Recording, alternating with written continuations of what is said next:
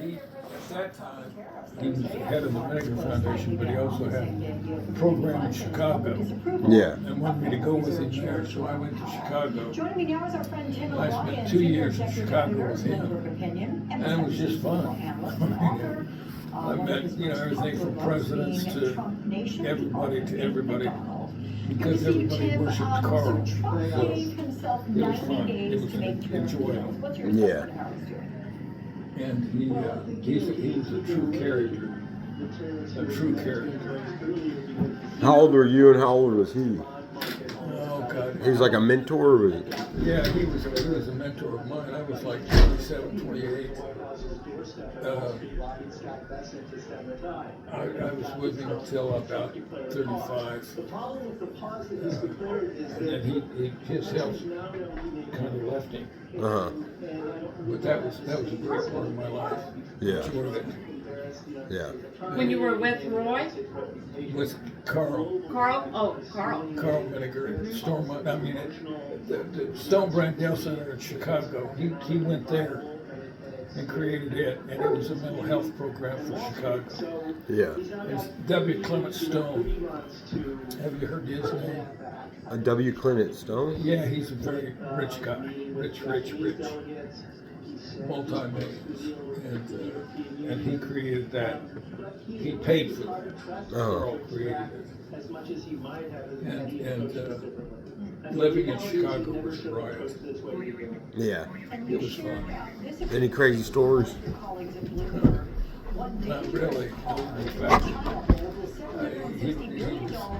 he went to this conference with thousands of psychiatrists and psychologists and social workers. And he got up to give a speech, and he was about a third of the way through it, and said, I don't want to talk anymore. I want Kent to tell you what he's doing.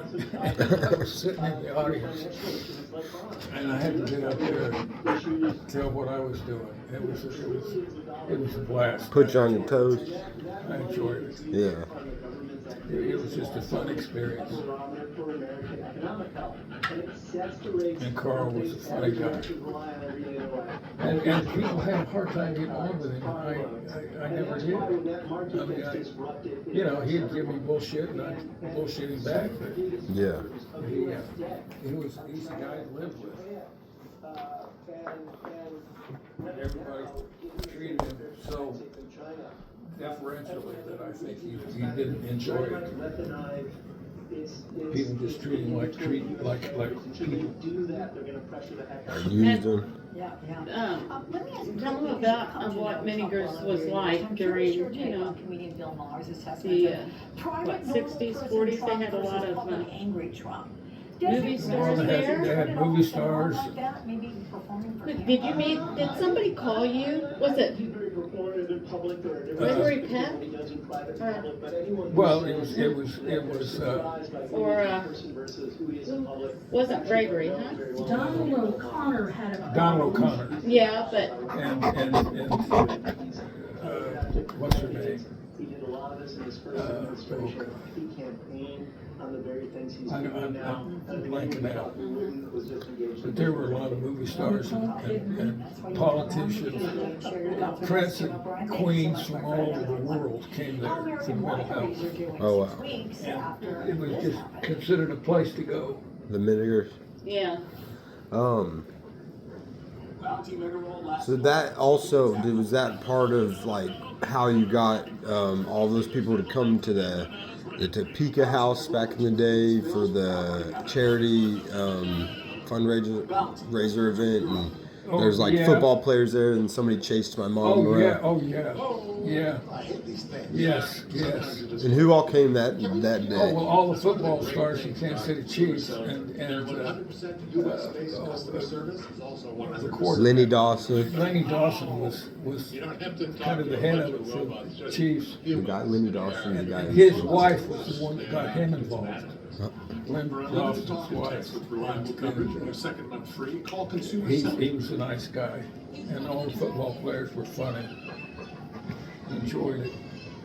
Well, who's the comedian that came? Rip Taylor. Rip Taylor. Rip Taylor. And who else? Don O'Connor, Rip Taylor. Johnny Carson. The singer. Robert Goulet. Robert Goulet. Uh-huh. Robert Yeah. Goulet was really involved. Yeah, and you were good friends with Yeah. Steve Ron, Oprah. Oprah. He was How on many times Oprah. were you on Oprah? Oh, probably 4 to 5. I don't know. Mike Douglas. Yeah. Donna Hughes. Mike Douglas, Mike Douglas. Donahue. And you met, who was the minister that you met? The evangelist, Billy Graham. Yes.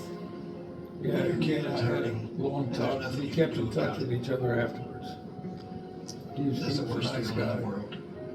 Down to earth, you wouldn't think, but he was very down to earth. It's interesting. Lived a rich life. Oh, I had a good life. Yeah. I had a good life. And you helped a Full lot of- of kids, didn't you?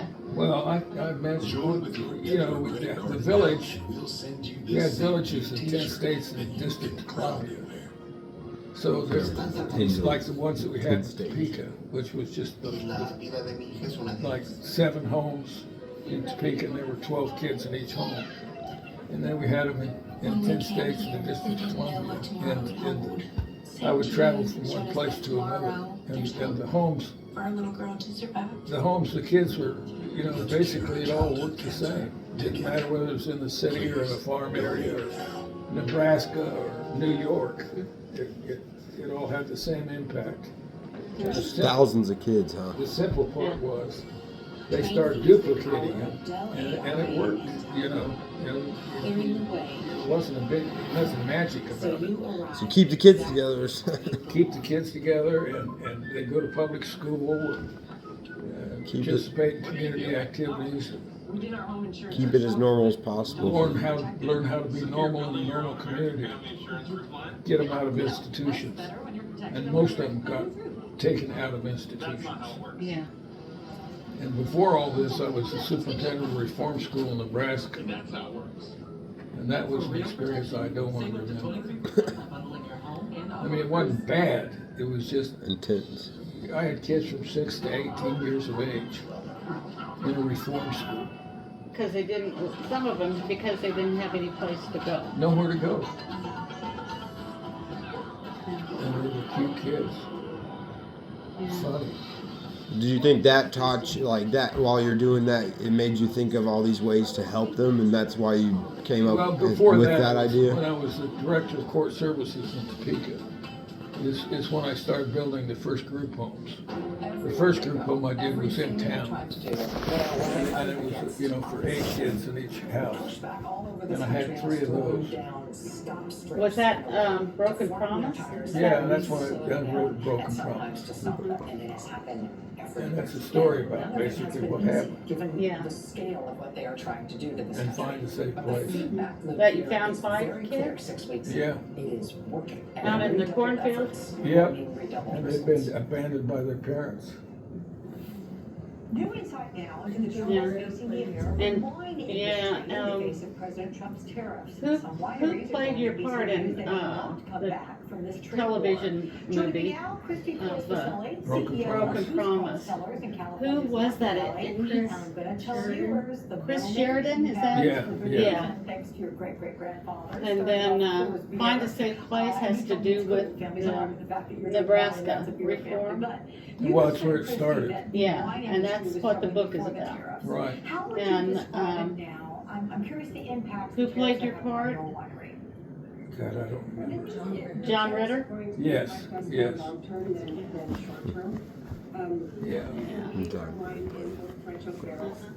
He may have been before your time. Impart different Yeah. flavors into the wine than You know John Ritter? do a lot of producers are going using French O'Hara, so